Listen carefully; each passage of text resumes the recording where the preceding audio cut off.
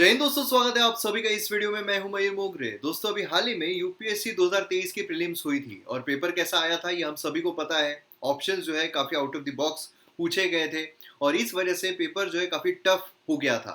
लेकिन यहाँ पर जो एग्जाम है बहुत अनप्रेडिक्टेबल है। एग्जाम इजी नहीं आती है, हर वक्त उसका जो लेवल है ये अप होते रहता है। ये सारी फालतू की बातें हैं क्योंकि एक्चुअल में ऐसा पेपर नहीं निकालना चाहिए था यूपीएससी ने। अभी आज ही एमपीएससी मतलब महाराष्ट्र पब्लिक सर्विस कमीशन जो है वो भी हुई है और एमपीएससी मतलब स्टेट पीएससी के हिसाब से उन्होंने काफी अच्छे लेवल का पेपर जो है वो निकाला है। अब यहाँ पर जो सीखने लायक बात है यूपीएससी के लिए, जी हाँ, मतलब यहाँ पर ऐसा हो गया कि स्टेट पीएससी से जो यूपीएससी है उसने यहाँ पर सीखना चाहिए। और पेपर की बात नहीं करेंगे हम यहाँ पर कि पेपर जो है वो कैसे निकालना चाहिए, उसकी लेवल किस तरीके से रहनी चाहिए, इसके बारे में हम यहाँ पर बात नहीं करने वाले हैं। यहाँ पर मैं आपको थोड़ी टेक्निकलिटी के बारे में बताऊंगा जो एमपीएससी जो महाराष्ट्र पब्लिक सर्विस कमीशन ने फॉलो करती है। और ऐसी ही जो प्रोसीजर है यूपीएससी ने भी अगर फॉलो कर ली तो एस्पिरेंट्स के लिए काफी अच्छा होगा। सबसे पहली चीज जो एमपीएससी करता है वो ये है कि जब आंसर शीट आती है तो आंसर शीट पर जो गोले हैं वो काफी कम होते हैं। और अगर हम यूपीएससी के देखते हैं जो ओएमआर शीट होती है उस पे जो सर्कल्स होते हैं वो साइज में थोड़े बड़े होते हैं। अब इसकी वजह से क्या होता है, जो छोटे सर्कल्स है वो करने में एरर भी कम होता है और उसी के साथ साथ टाइम भी बचता है।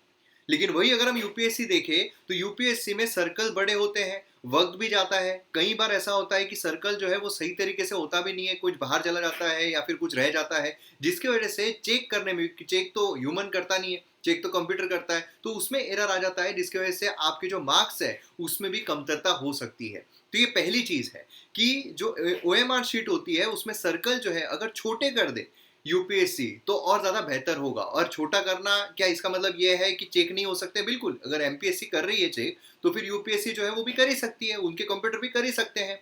दूसरी चीज ये है कि ओएमआर शीट में फालतू की जो चीजें हैं उस पर भी सर्कल जो है यूपीएससी दे देता है। एमपीएससी में ऐसा नहीं है। एमपीएससी में सिर्फ और सिर्फ आपको जो आपका पेपर सेट है उसका आपको एक सर्कल भरना है और आपके रोल नंबर का आपको सर्कल भरना है, बाकी और कोई भी सर्कल जो है नहीं भरने पड़ते हैं। वही अगर हम यूपीएससी की ओएमआर शीट देखते हैं तो उसमें फालतू के और सारे जो गोले हैं वो करना पड़ता है। इनफैक्ट जब इन्विजिलेटर रहता है वो जब हमारी अटेंडेंस लेने के लिए आता है उसमें भी हमें सर्कल जो है वो करने पड़ते हैं। ऐसा कुछ भी एमपीएससी में नहीं होता है, उसमें आपका वक्त जो है वो बचता है। तीसरी चीज, जो एमपीएससी एग्जाम होती है उसमें जो आंसर शीट आती है, आंसर शीट के नीचे आपको एक कार्बन कॉपी देखने को मिलती है। जी हाँ, एक कार्बन कॉपी देखने को मिलती है और वो कुछ इस तरीके की दिखाई देती है, इस तरीके की होती है। अब इसकी वजह से क्या होता है कि जब आप आंसर लिख रहे हो, आपने आंसर जो है वो टिक कर लिए, ठीक है, आंसर टिक करने के बाद ये जो जेरोक्स कॉपी होती है ये आपके साथ आप ले जा सकते हो और ये आपके आंसर के नीचे रहती है, जिसकी वजह से क्या होता है कि जो आपने सर्कल किए हैं वो इस पर भी छप जाते हैं। और उसकी वजह से क्या होता है कि हमें पता चलता है कि हमने कौन से आंसर्स एक्चुअल में टिक किए। कई बार ऐसा होता है कि हम जो हमारा क्वेश्चन पेपर है उस पर टिक करना भूल जाते हैं, तो यहाँ पर आपको पता रहता है कि आपने कौन सा आंसर टिक किया और कितने आंसर्स आपने यहाँ पर एक्चुअल में टिक किए। अब आपको लगेगा ये तो ठीक है, ये हम हमारे क्वेश्चन पेपर पर भी कर सकते हैं, लेकिन इससे फायदा क्या होता है ये मैं आपको बताता हूँ। अब जो एमपीएससी एग्जाम है वो क्या करती है, कुछ ही दिनों में एग्जाम हुई, आज एग्जाम हुई, अब कुछ ही दिनों में वो आंसर की रिलीज कर देगी। अब यूपीएससी का आपको पता है आंसर की जो है उसका कोई लेना नहीं रहता है। मतलब इंसान जो है जब वो भूल जाएगा कि मैंने कोई ऐसी एग्जाम दी थी उसके बाद उनके आंसर की जो है वो प्रकट होगी, है ना। तो यहाँ पर एमपीएससी क्या करती है, तुरंत कुछ ही दिनों में आंसर की रिलीज कर देती है। अब इससे फायदा ये होता है कि आपके पास एक जेरोक्स भी है, यहाँ पर प्रूफ है, एक मतलब एमपीएससी की तरफ से ये प्रूफ है कि आपने ये आंसर जो है वो टिक किया है। अब यहां से आप चेक करोगे कि आंसर जो एमपीएससी के आंसर की आई है ना, उनसे आप चेक करोगे आपके आंसर जो है वो कितने सही है और कितने गलत है। यहाँ पर ऐसा नहीं हो रहा है कोई इंस्टीट्यूट के थ्रू आप चेक कर रहे हो, आपको पता नहीं चल रहा है कितने सही है कितने गलत है, आपके कितने मार्क्स आ रहे हैं। यहाँ पर इंस्टीट्यूट नहीं, यहाँ पर एमपीएससी खुद आपको बता रही है कि आपके कितने सही है आपके कितने गलत है। अब यूपीएससी जो है वो जो आंसर की निकालती है वो बहुत दिनों के बाद निकालती है, तो आपको एक्चुअल में पता नहीं चलता है कि एक्चुअल में आपके कितने सही है कितने गलत है। देन उसके बाद जब एमपीएससी एग्जाम्स के जो रिजल्ट है वो डिक्लेयर करती है, मतलब प्रीलिम्स में कौन सिलेक्ट हुआ है कौन नहीं हुआ है, वो जब लिस्ट डिक्लेयर करती है उसके साथ वो कट ऑफ भी दे देती है। जी हाँ, उसके साथ ही कट ऑफ जो है वो भी निकल जाता है। अब समझ लीजिए कि आपने जितने टिक किए थे यहाँ पर, ठीक है, समझ लीजिए आपने 60 70 80 जो है वो टिक करके आए।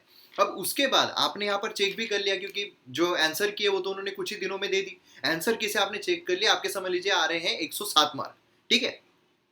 देन उसके बाद जो प्रीलिम्स का कट ऑफ, प्रीलिम्स जो है उसका रिजल्ट आया, प्रीलिम्स का रिजल्ट आया और आपका उसमें नंबर नहीं है, ठीक है, और आपने नीचे देखा कट ऑफ कितना है, कट ऑफ जो है वो आ रहा है 105, आपको 107 है, कट ऑफ जो 105 है, तो आप क्लेम कर सकते हो, आपके पास चांस है क्लेम करने का कि क्यों मेरा रोल नंबर जो है उसमें नहीं आया है, क्या प्रॉब्लम होगी, मेरे पास तो प्रूफ है कि मेरे 107 नंबर आ रहे हैं, एमपीएससी के आंसर की के थ्रू हमें पता चल रहा है कि 107 आए, तो यहाँ पर क्लेम करने का मौका मिलता है। दूसरा फायदा क्या होता है, जब आपको आंसर की पहले मिल जाती है तो उसका फायदा क्या होता है, प्रीवियस ईयर क्वेश्चन जो है उसका बहुत ज्यादा इंपैक्ट पड़ता है आगे की आपकी प्रिपरेशन के लिए।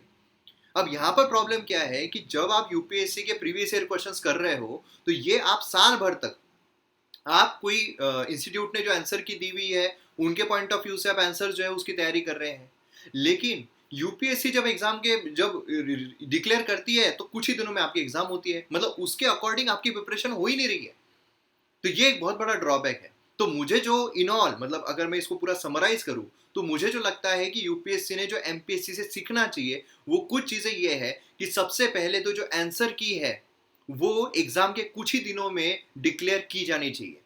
दूसरी चीज ये है कि जब आप जो प्रीलिम्स है उसके रिजल्ट्स डिक्लेयर कर रहे हैं तो उसके साथ ही आपने कट ऑफ जो है वो भी डिक्लेयर कर देना चाहिए। जब एमपीएससी कर सकती है तो यूपीएससी नहीं कर सकती है? जरूर कर सकती है, डिक्लेयर कर देना चाहिए ताकि कट ऑफ पता चले और उसके अकॉर्डिंग जो एस्पिरेंट है साल भर तक उसके हिसाब से काम करे, उसके हिसाब से प्रिपरेशन करे।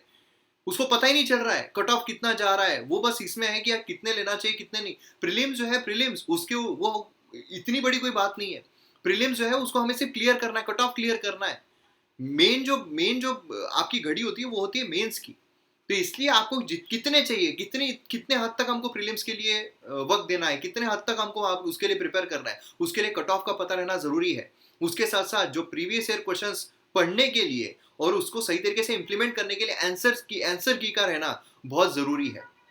और उसी के साथ साथ जो सर्कल्स होते हैं ओएमआर शीट पर वो छोटे करना ये भी जरूरी है, क्योंकि आपका बहुत वक्त बचता है, एरर जो है उससे आप बच जाते हो। प्लस जो इन्विजिलेटर होता है जब आपकी प्रेजेंटी लेने के लिए आता है उसमें हमें जो सर्कल करते रहना पड़ता है कि भाई हमारे क्वेश्चन पेपर का क्या था, हमारे आंसर शीट का क्या है, ये सारे सर्कल जो है वो नहीं होने चाहिए, जिससे कि एग्जाम हॉल में आपको डिस्टर्बेंस भी होता है और डिस्टर्बेंस के साथ आप पहले ही खराब मूड में चल रहे हो और आपका डिस्टर्बेंस हो रहा है और फिर उसके बाद आपकी जो लिंक है वो ब्रेक हो रही है। तो फटाफट आपका, अगर आपने सिर्फ नंबर लिख दिए उससे सब कुछ हो जाना चाहिए। तो ये कुछ चेंजेस है जो यहाँ पर होने चाहिए यूपीएससी में और वो एमपीएससी में हो रहे हैं।